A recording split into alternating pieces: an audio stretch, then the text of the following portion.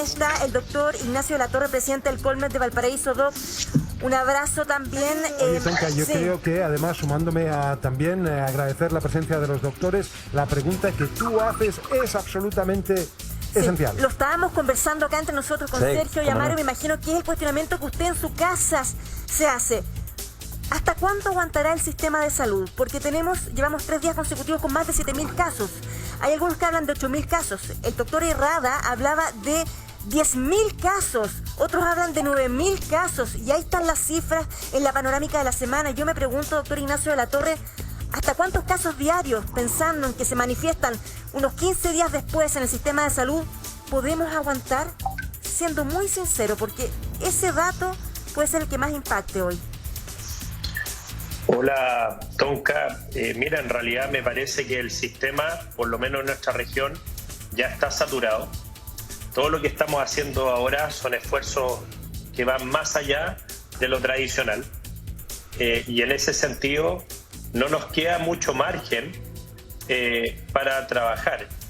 Contarte, por ejemplo, que en este momento en la mayoría de las urgencias de los hospitales y clínicas de nuestra región hay pacientes que tienen indicación de entrar a una cama UCI y esa cama UCI no está disponible y pasan toda la noche, la madrugada, esperando que un cupo se libere.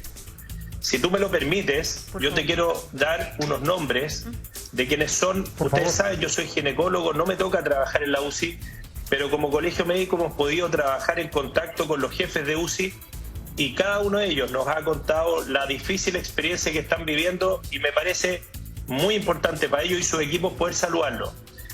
Rodrigo Ahumada del Hospital Frique, Alejandro Guerra de Clínica Ciudad del Mar, José Chang y Eduardo Lorenzo del Hospital de Quillota, Luis Fonsea del Hospital de los Andes, Paul Santillán del Hospital Clínico de Viña del Mar, Rubén Muñoz de la Clínica Valparaíso, Claudio Puebla de Clínica Reñaca, Osvaldo Garay, Cristian Lucero, Simón Rojas, Rodrigo Rivero del Hospital Mamburen, Rodrigo Conyeo de Quilpué, Mónica Ceballos del Hospital Eduardo Pereira, Sergio Galvez de la Clínica Los Carreras, Carlos Meneses del IST y Francisco Manríquez del Hospital San Camilo San Felipe.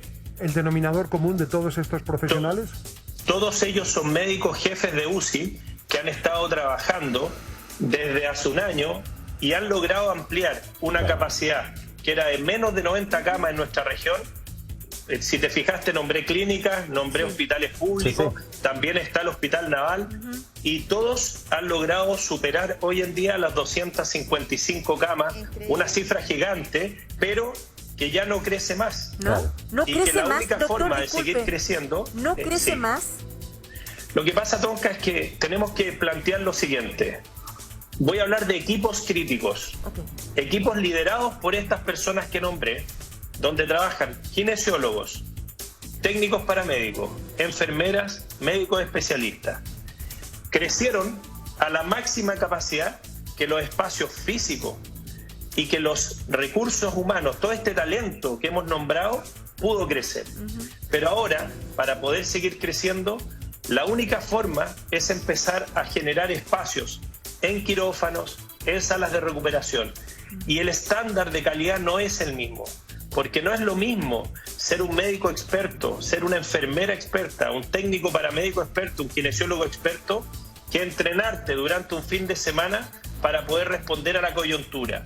Y eso es lo que nos está pasando ahora. Las camas que crean ahora son un esfuerzo tremendo para entregarle una atención a los pacientes, pero ya no es la atención óptima que existía en estas unidades, que son unos verdaderos equipos de alta calidad, de alto entrenamiento y de alta performance. Entonces tú me preguntas, ¿cuánto más podemos aguantar? Ya no aguantamos más. Y por eso las imágenes que ustedes mostraban en la nota duelen.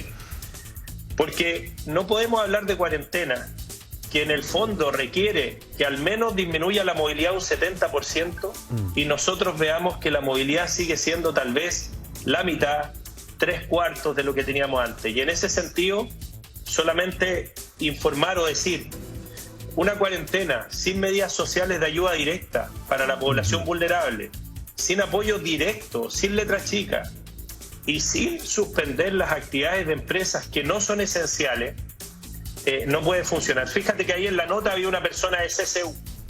Yo me pregunto, ¿es esencial para el país la producción de bebidas alcohólicas y bebidas gaseosas? Doctor. No, nos gustan, pero ¿es esencial?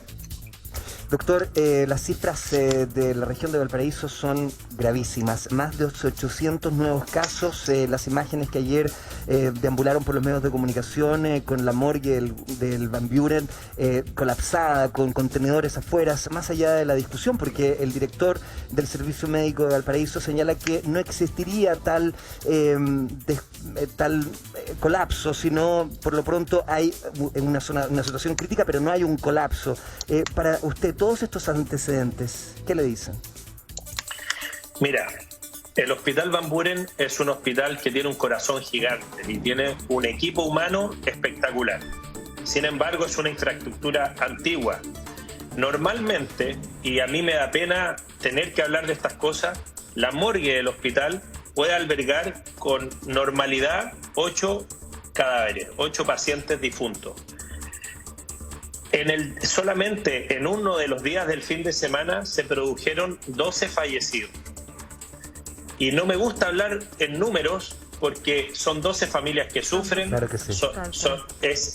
No quiero frivolizarlo, pero acá hay una lógica, un hospital que puede manejar cierto número de fallecimientos y una enfermedad con un aumento de casos activos. Nosotros en este momento tenemos 5.717 casos activos.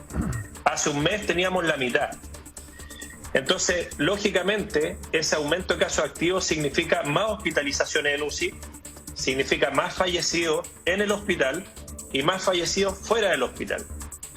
Cuando ocurre eso en el hospital, la familia, además de sufrir el dolor de la pérdida de sus seres queridos, tiene que entrar en algo que significa contactar una funeraria, contactar un cementerio y tratar de llevar adelante el rito fúnebre que nosotros como cultura tenemos establecido. Los cementerios tienen un horario de trabajo y un horario en que reciben a los difuntos. Y las funerarias trabajan en contacto con el hospital y con los cementerios. Doctor. Como los cementerios tienen un horario de trabajo que termina los fines de semana cerca de las 13 horas, se empieza a producir desde ese horario en adelante un verdadero atochamiento. Y mira cómo estamos refiriéndonos a esta situación. A eso quería hacer alusión yo, doctor. Justamente el hecho de que las autoridades de salud hablan ni siquiera de atochamiento, hablaban de un taco, para ser preciso. Hablaban de un taco producido justamente por el colapso del sistema de salud, unido, ¿verdad?, a la capacidad que tienen las funerarias, las morgues, que tienen los cementerios para recibir estos cuerpos. Cifras que son preocupantes y por lo mismo también a la doctora Carolina Herrera, preguntarle acerca de las proyecciones a las que podamos llegar. ¿Qué aventura usted? Dame un segundo, al tiro te digo lo de las proyecciones, pero quiero decir algo, que el cuerpo fallecido de un paciente también tiene derecho a la dignidad. Así es. La dignidad significa que tú no puedes poner un cuerpo sobre el otro, sobre el otro, sobre el otro, por lo tanto alguien tiene que proyectar o programar en cada servicio asistencial. Si la tasa de fallecidos sigue como estamos, necesariamente se necesita usar estas otras estructuras como un container, por ejemplo, que finalmente le va a dar una cierta dignidad al lugar en donde va a estar y no va a estar en un agregado del servicio. No lo digo por el Hospital Van Buren, lo digo porque en todas partes esto puede llegar a ser así. Y lo otro también que me surge y que tengo que decirlo, que es que el personal de la salud, imagínense ustedes el cansancio que debe significar sacar estos fallecidos que son obesos, grandes, unas señoras que son unas flaquitas en cada turno. Entonces, eso también hay que sumarlo para que ustedes entiendan lo que se vive realmente en los servicios de salud. Bueno, doctora, sin ir más lejos, perdone sí. La interrupción, conversaba yo la semana pasada con un auxiliar que tenía esa ingrata labor. Claro. Y me señalaba que estando solo y lidiando además con tantos cuerpos, muchos de ellos ahora ya más jóvenes, de su propiedad, poco más de 30 años de edad, él señalaba cómo destinaba también unas ciertas palabras finales a estos cuerpos antes de cerrar la bolsa. Una situación además que da cuenta también no solamente de la extenuación física, sino también del abatimiento emocional que sufre ese cuerpo médico. ¿Cómo no?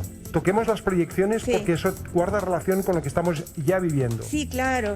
Tal como decía, buenos días, el doctor de la Torre, esta situación en la que ya tenemos más de 4 días en los últimos 10 días con 7.000 y más pacientes, hace necesariamente que proyectemos que de aquí a 10 o 14 días más, entre el 15, el 20% de estos pacientes pudieran necesitar una cama hospitalizada, pero además un 5% va a requerir una cama monitorizada. Y en eso, el ideario popular de los doctores parece ser que piensan la gente que todos sabemos hacer de todo, y eso no es exactamente así. Tal como decía el doctor de la Torre, los equipos de especialización de intensivo son equipos que han tenido que ser formados, tanto la enfermera, el técnico paramédico, los kinesiólogos, los fonoaudiólogos, los terapeutas. La gente que hace el aseo se mueve como en un ballet.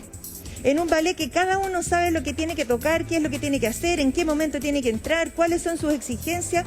Las enfermeras de UCI son enfermeras atómicas, que saben exactamente lo que hay que hacer, y los doctores de UCI son gente reflexiva, no andamos corriendo. Pero esto, cuando tú ya superas ese equipo, que es el equipo estándar, cambia un poco al equipo que se va armando recién, en que no le sabes ni el nombre a tu colega que está al lado, ni a la enfermera que está al lado, y como andamos todos de verde a veces, ni siquiera sabemos quién es quién. Y por eso es muy importante los rituales de saludo. Buenos días, me llamo doctora Herrera, yo estoy a cargo de esta unidad hoy día, para que no haya ninguna confusión. Pero cuando ya estresamos el sistema a triplicar estas capacidades, se hace realmente difícil, porque la experticia de todos ellos definitivamente no ha sido así y comparable.